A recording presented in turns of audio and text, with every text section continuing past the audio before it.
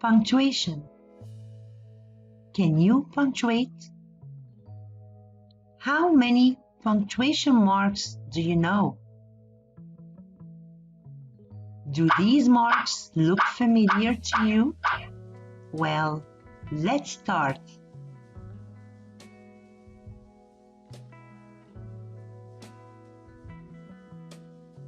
First, let's see what is punctuation and why is it so important. When we speak, we use different expressions and voice tones to help people understand what we say or how we feel. When we speak, people understand the way we feel from the look on our faces and the tone of our voice. But when we write, we use certain marks, signs, or symbols to help the reader understand what we write. Punctuation is the use of certain marks, signs, or symbols in writing to make the meaning of our words clear. These marks add meaning and expression to written words. They show if a sentence is written to inform, ask, or exclaim. Types of punctuation marks. There are many types of punctuation marks in the English language. Among them, the most famous for you are the period or full stop, question mark, exclamation mark, comma, and the apostrophe. Remember, a sentence without punctuation marks is like a group of words said without any stop or feeling or expression. Capitalization. What is capitalization? When we write, we use capital letters at the beginning of every new sentence. So, when you start to write, you must always start with a capital letter. Every sentence must include at least a capital letter at the beginning, a full stop, question mark, or exclamation mark at the end. We also capitalize the pronoun I. I when I talk about myself, like when I say my friends and I. So this pronoun must always be capitalized, no matter where it comes in the sentence. And all proper nouns. Remember, we don't capitalize prepositions like at, by, for, and in. A proper noun is the special name of a specific person, place, or thing. Names of people and pets. If a man has a name, this name is a proper noun. The woman, if she has a name, her name is a proper noun. Even names of pets, dogs and cats, if they have names, these names are proper nouns and they must start with capital letters. The same for days and months of the year, countries, places, languages, titles of books and movies, names of holidays. All these words are proper nouns and they must always start with capital letters. Punctuation marks. First, let's start with the period or the full stop. We always put a full stop at the end of a sentence. We also use it after titles like Mr. and Mrs. Examples. My brother and I are eating lunch at Burger King. Now, as you see, the punctuated letters are in red. First, we started the sentence with a capital letter, capital M. Also the pronoun I, capital I. And Burger King, because this is a special name of a place, so the two words must start with capital letters. And at the end, we put the full stop because this is a sentence. The family will travel to France on Thursday. Again, look at the capital letters. First, we started with a capital letter. France, this is the name of a country, it's a proper noun. Thursday, this is the day of the week, and it's a proper noun. And at the end, we put the full stop. My favorite teacher is Mr. James. Again, we started the sentence with a capital letter. And then, Mr., this is a title, so capital M, and we put a full stop after the letter R. James, this is a proper noun because this is a special name of a man. And at the end, we put a full stop. Christmas comes in December. Here, Christmas started with a capital C, and take care, Christmas is a proper noun. So even if it came at the end of the sentence, it must start with a capital letter. And then we have December. This is a month, so it started with a capital D, and at the end we put a full stop. Question mark. We always put a question mark at the end of a question or interrogative sentence. We also use it to make requests. So when we ask questions, we must put a question mark at the end. Examples. Why was Richard absent yesterday? Now first, as you see, we started with a capital letter. And then Richard, this is the name of a boy or a man. It's a proper noun, so it must start with a capital R. And at the end, we put a question mark because we are asking, why was Richard absent yesterday? How many Fridays are there in November? Again, we started with a capital H. Fridays, this is a proper noun, so we must start it with a capital F. And also November, this is a month, it's a proper noun. And at the end, we put a question mark. Would you please open the door for me?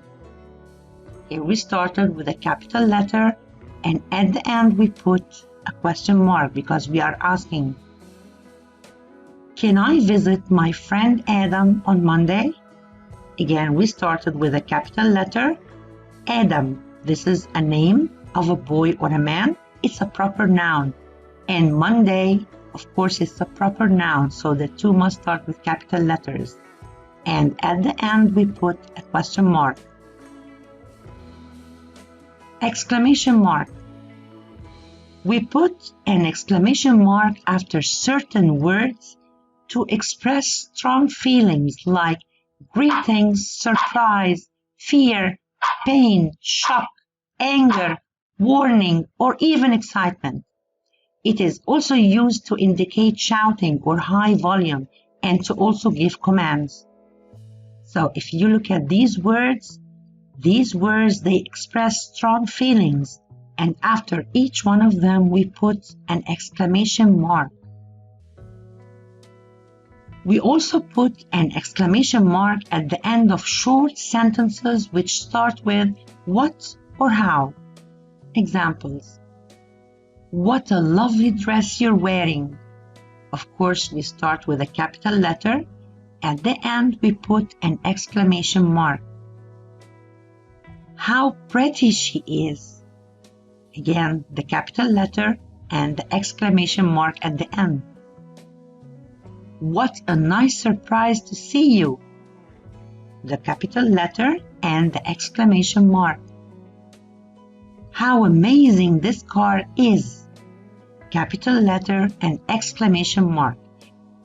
In these sentences, the exclamation mark shows that there are feelings. The comma. A comma is used as a soft pause to break up a list of 3 or more words and between 2 adjectives. It is also used to separate a statement from a short question. Let's see examples. Mom loves coffee, books, and chocolate. Of course, first we start with a capital letter. And then, as you see, here Mom loves 3 things: coffee, books, and chocolate. So as you see here, we use the comma to separate between three words: coffee, books, and chocolate. And of course, at the end, we put a full stop because this is a sentence. I need to buy some eggs, milk, flour, and butter to make a cake. Again, here we started with a capital letter, and because here we have a list of things, list of words, we are going to separate them with a comma, like eggs, comma, milk, comma, flour and butter to make a cake. So we use the comma to separate between 3 or 4 words, and before the last word we put and. And of course, because this is a sentence, so at the end we put a full stop. My father is a tall, handsome man. Of course, here we started with a capital letter. Remember, we said we use a comma to separate between two adjectives. Okay, here we have tall and handsome. My father is a tall, handsome man. So we separate between the two adjectives with a comma. And of course, at the end, we put a full stop. It is a beautiful evening, isn't it? Here we started with a capital letter, and then, please take care. Here we have, it is a beautiful evening. This is a statement. And then we have, isn't it?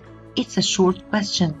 So we use the comma to separate between the statement and the short question. And of course, after the question, we put a question mark. The apostrophe. An apostrophe is used to show possession and contractions. Contractions means where two words are joined together to make one word. Examples.